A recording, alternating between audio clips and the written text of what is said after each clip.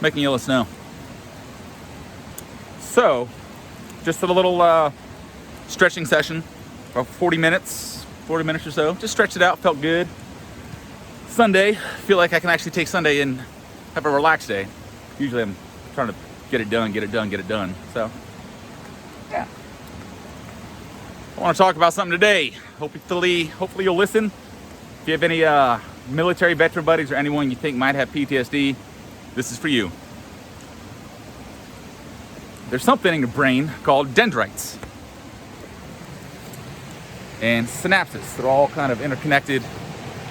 So basically, synapses is like the wiring circuitry in your brain. Your brain can recreate new wires and weaken other wires. So just like riding a bike, it takes you hours and hours and hours to learn. As an adult, you can probably pick up a bike right now and go biking and have no problem trying to figure out how to balance. The synapses has been wired so many times, and the course of neurons is fired so many times.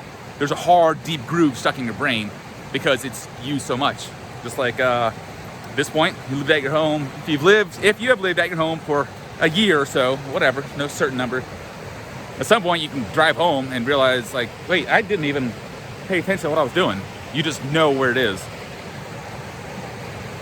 So, with PTSD, especially with veterans, here's what happens. The brain, depending on how long you're exposed or how dramatic a situation was, whatever, if you have enough index moments that you saw enough combat, you saw enough bombs, dead people, you got shot at enough, whatever, at some point your brain starts thinking about it so much because it's on guard. It's like, when's it gonna happen? When's it gonna happen? It's gonna happen, it's gonna happen, it's gonna happen. Days, weeks, months, years, decades later, your brain is still doing that to the point that it's now hardwired. And it's actually, there's tests where a part of the brain will actually totally almost change form. So it's almost like, it's reversible, but more or less without treatment, it's this permanent seeking.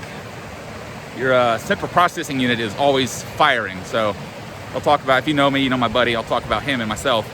I'm gonna say his exposure overseas, 2 years in Iraq.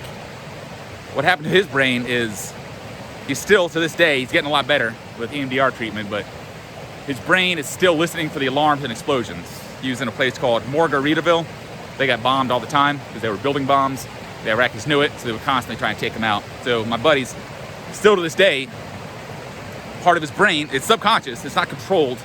Part of your brain is seeking or looking out for something. So imagine 25% of your brain is preoccupied 100% of the time, even when you're sleeping. A normal brain has 100% capacity. A brain like mine or his, 75%. So 25% of the brain is now preoccupied. So you add a little bit of information to it, loud noise, people talking, going to a bar, whatever it is. It's too much information for the brain, and that's called sensory overload. You may have sensory overload if, I don't know, you're having a family dinner and people are talking and laughing and you find yourself getting irritable and jumpy and you feel like everyone's really, really loud, but they're not. You could have sensory overload issues. For me, my first indicator was when my aunt and niece came. It's like 10 years ago. I was talking to them. Family was over. It was during the holidays. Had a bunch of family members. And I remember sitting down and talking to them. I'm like, this is fun. And they started laughing. And they started laughing really loud. And then someone else came over. All of a sudden, there were 4 or 5 of them. And they were just laughing. And my brain was just like, it went to Charlie Brown mode is what I call it.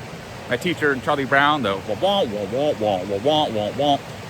So that was my first big indicator something's not right, because it's just like wah wah wah wah wah wah wah, and everything starts getting kind of blurry in tunnel vision. Then it's just everything's just blurry, and you're kind of like,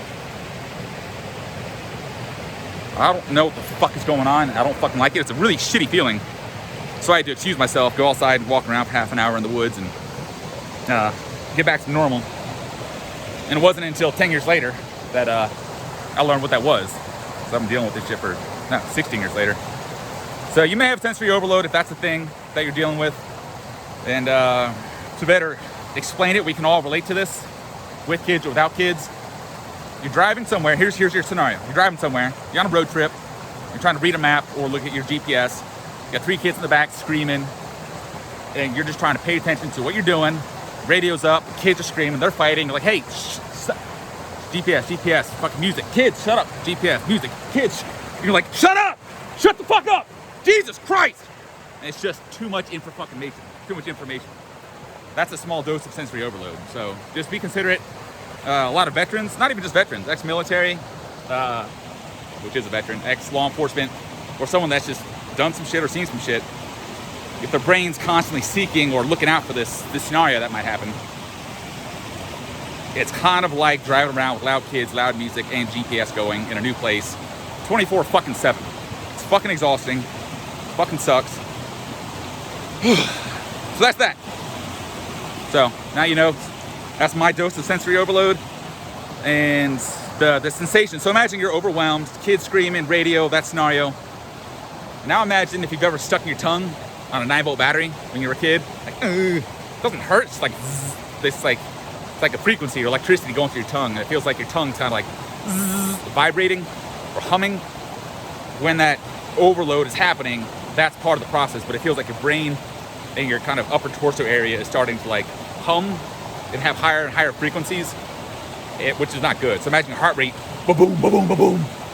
But it's not beating hard. It's just like full of static electricity. And so is your brain. It's this really trippy, scary, unpleasant sensation. So if you're hanging out with a vet or someone with some shit, and all of a sudden they're like, shut the fuck up, and it's not even loud, probably sensory overload. Oh, these are waterproof, right? Oh yeah, I forgot about that. They're waterproof. So that's a little bit on sensory overload. I know I'm repeating myself, but I'm trying to find this new route to get in the water without getting my feet submerged, because I don't want to get any more damage. Yeah, my buddy got that's kind of what started his divorce. He was having dinner with his family, a nice quiet evening. They were laughing, joking, conversation, and my buddy was just sitting there like, what the fuck? So to him, to you, it's like me talking, right? But for sensory overload people, it's kind of like me talking like this the whole time. This is what you hear, but I'm just talking like this. Multiply that times 2 or 3 people. Yeah, it fucking sucks. But no, he was having dinner with his family one day. They were just chit-chatting. He just yelled, everyone shut the fuck up. And the whole family was like, whoa, what are you talking about? We're just talking. But the brain is just overloaded, so what he hears is lots of fucking noise. So anyway, if you see someone out socially and they're, woo, shit, that rock almost fell over. You know, they're covering their ears. You might see me do this. I try to sneak it. I'll act like I'm rubbing my head, but I'm really plugging my ear. I don't want to inconvenience people, and I don't want to stop the party. I'll just do this until it's quiet or I can leave. So there's your sensory overload shit for today. It's a long video.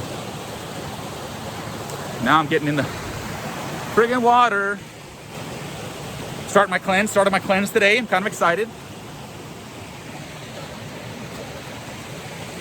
I don't want to get in the water.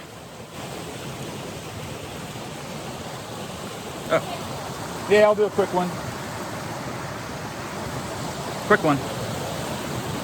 Again, just trying to get my feet out of it. I wonder if I could probably stretch myself over there. What do you think? Can I do it? Well, can I? Let's see. All right, here we go.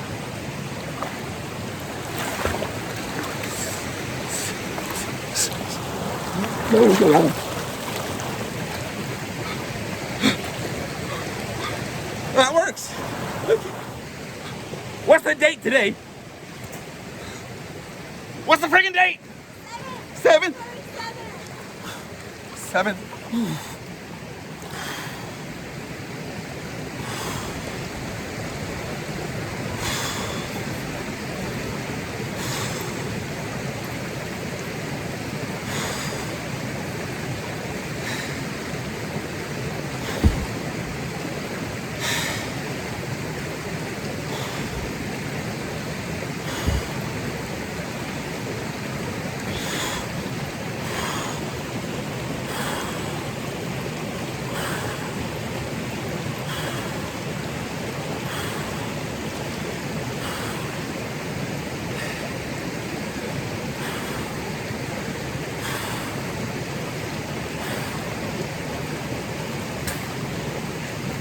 Now this was straight up like reset that shit.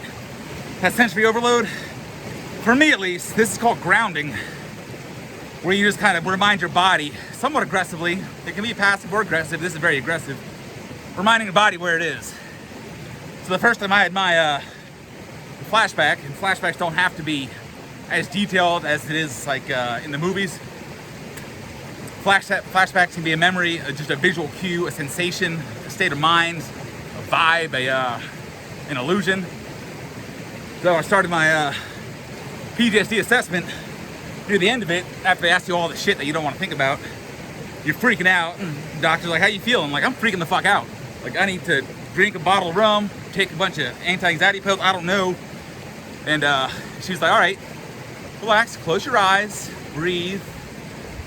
And the thing my brain's always waiting for is just some ill intent or bad guy or BG coming up to kill me or hurt me or do something bad. So when she was like, close your eyes, I was like, okay, I'll try it. After 2 seconds, she's like, how do you feel? I was like, fuck this. This is what I said. I was like, fuck this. No, not okay. She's like, okay. Is there a yard nearby? I was like, sure. Yeah, there is. I was already barefoot, because that's how I am. So I walked in the grass, and I felt almost instantly better.